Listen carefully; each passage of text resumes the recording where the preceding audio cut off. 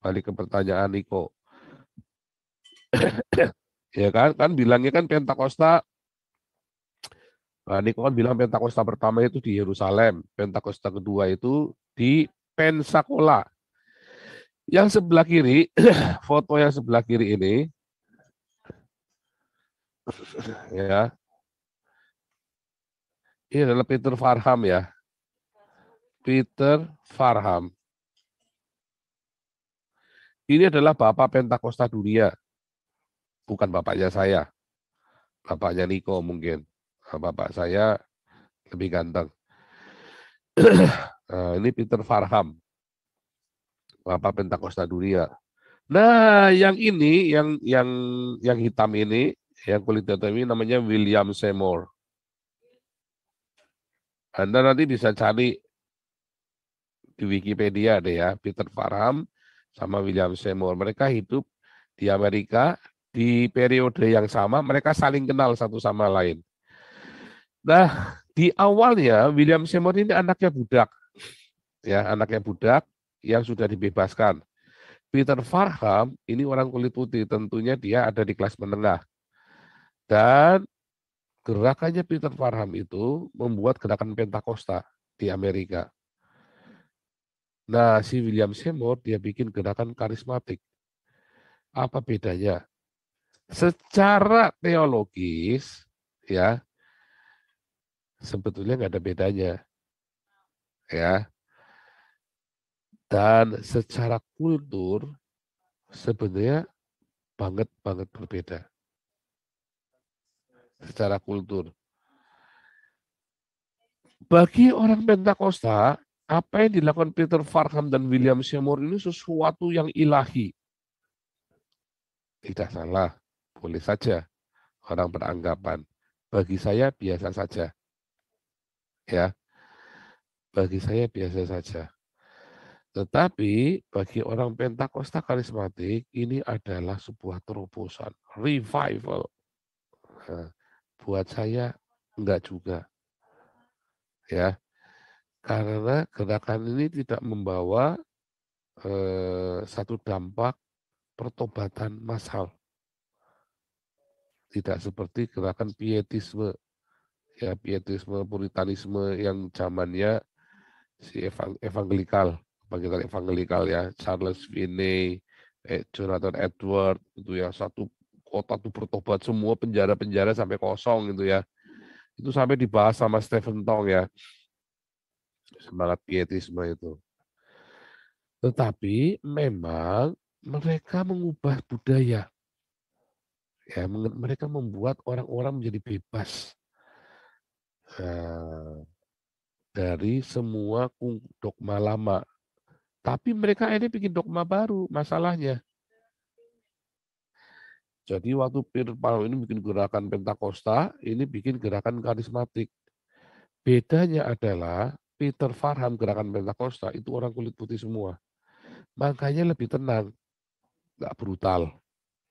Sementara William Seymour, semua orang kulit hitam, semua orang kulit berwarna, nggak yang Cina, nggak yang Meksiko, nggak yang Negro. Ya kan? Sehingga mereka kan bebas berekspresi. Mereka akrab satu sama lain. Karena mereka dari kelas bawah. Tidak nggak jaim. Kalau yang Peter Farham masih jaim, gerakan Pentakosta itu masih jaim. Makanya pengikutnya William Seymour gerakan karismatik lebih banyak. Bahkan yang di Indonesia awalnya kan gerakan Pentakosta, GPDI, GPPS, ya kan?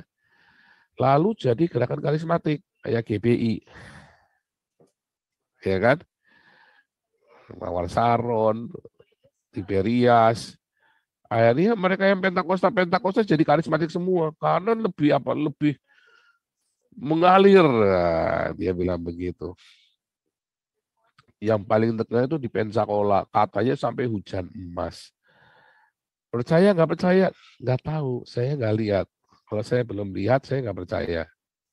Ya. Nah, kalau ini adalah Pentakosta yang pertama, maka ini adalah Pentakosta yang kedua.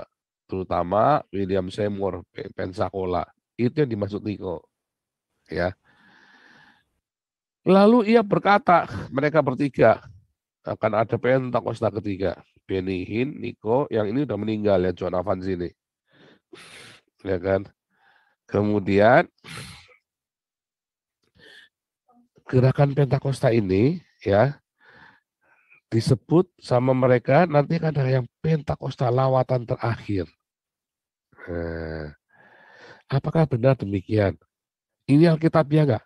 Enggak. Karena sebetulnya yang namanya Pentakosta, waktu Torah turun di Gunung Sinai, itulah Pentakosta yang pertama.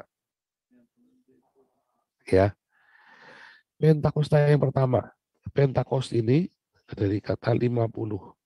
Jadi mereka jalan dari Exodus itu ya, Exodusnya tanggal 14 Nisan, tanggal 15 Nisan. Ya, kemudian mereka tiba di Gunung Sinai, mereka terima Torah itu tanggal 5 bulan Sivan. Ya, ini di Gunung Sinai. Ini ceritanya adalah 50 hari. Ya, makanya disebut Pentakosta. Yesus waktu berkata tunggu di Yerusalem. Terus di Kisah Rasul 2 dikatakan pada hari Pentakosta berkumpullah semua orang di Yerusalem. Nah, itulah Pentakosta ini. Ya, merayakan itu, turunnya hukum Torah. Turunnya hukum Torah di Sinai. Itu Pentakosta. Turunnya hukum Torah di Sinai. Satu. Kedua, ya, fakta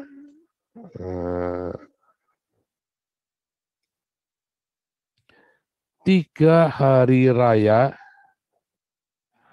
wajib. Orang Yahudi kalau tidak merayakan 3 hari raya ini, dia akan diusir, disingkirkan, dikucilkan. Satu, dia Paskah, ya, atau Pesah, bukan Easter ya, Pesah. Dua, mereka merayakan yang namanya hari raya Sukot, ya. Ini 14 Nisan, ini 15 Tisiri,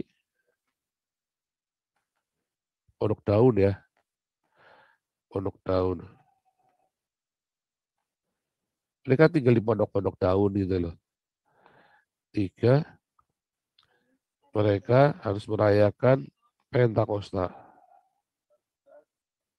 Pentakosta ini sama dengan Shavuot, ya, tanggal 5 bulan Sivan.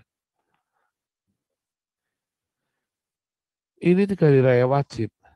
Kalau mereka tidak, makanya mereka di dalam 3 hari raya wajib ini, seluruh orang Yahudi dari seluruh dunia akan datang ke Yerusalem. Nah, di hari Pentakosta itu banyak orang Yahudi dari berbagai negara datang pada berbagai bahasa. Dan mereka ada di hubungan bait Allah itu. Di atas rumah itu maksudnya di atas bait Allah ya. Dan itu ada ratusan orang kumpul di tengah-tengahnya. Nanti saya carikan gambarnya ya. Nah, pada hari Pentakosta inilah waktu zamannya Musa itu Torah turun, maka zamannya para rasul Roh Kudus itu turun. Torah ini kan ya ditulis di batu. Ini Roh Kudus adalah hukum, sama-sama hukum loh yang ditulis di hati. Kalau Torah ini adalah logos, Roh Kudus ini adalah rema.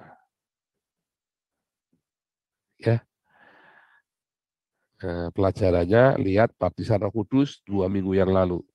Selalu ya pelajaran-pelajaran ini selalu berkesinambungan, berkaitan satu sama lain. Untuk menjelaskan ini Anda kudu belajar yang itu. Karena kelasnya kita, di kelas evangelis kita, makanya kita urut. Gitu ya. Adalah Torah adalah hukum yang ditulis di loh batu, Torah adalah hukum Tuhan yang ditulis di loh hati. Gitu ya. Luar biasa. Nah, inilah Pentakosta bersama, Syafot, inilah Pentakosta kedua. Jadi Pentakosta ketiga, yang kedua itu bukan Pensacola, ya, Coca-Cola, nah, bisa. Kalau Pentakosta yang ketiga, nggak ada, nggak ada ya, nggak ada Pentakosta ketiga. Lalu apa Pentakosta ketiga itu jualannya Pak Niko, supaya dia bisa kumpulin duit buat beli jet pribadi, ya kan? Soalnya dia, saya ingat sekali, dia diberi visi ya oleh seorang nabi di waktu tahun 2010 ya. Bahwa engkau akan punya jet pribadi. Nabi ini, wah semua tepuk tangan, saya juga tepuk tangan. Sampai saya ngerti itu bodoh sekali. Ya, sampai saya baru ngerti itu bodoh sekali. 2010, 2008. 2008 atau 2010 ya saya ikut SPG yang terakhir itu. Saya lupa ya 2010 kayaknya deh. Enggak, aku diberi jet pribadi. Oh, nabinya ngomong ya. Terus Pastor Amos Jaya Ratnam dia bilang langsung negur Pak Alex, ya kan? Mana ada suara kenabian seperti itu? Wah, langsung Amos Jaya Ratnam itu dicing sama Pak Alex. Cerita ya Pak Alex, Pak Amos ya cerita sama saya.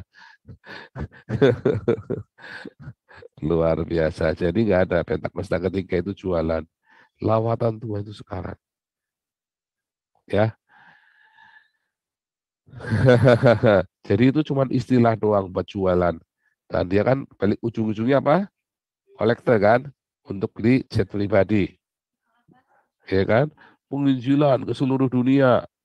Tapi dia pergi dari gereja besar ke gereja besar yang lain. Ya kan?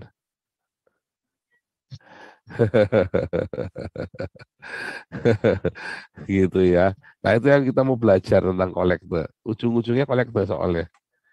Nanti saya kasih tahu Anda bagaimana mewujudkan dalam tanda kutip Pentakosta ketiga di rumahmu buat tetanggamu. Nggak usah muluk-muluk nunggu pesawat jet pribadi. Bagaimana mewujudkan Pentakosta ketiga di lingkungan hidup kita.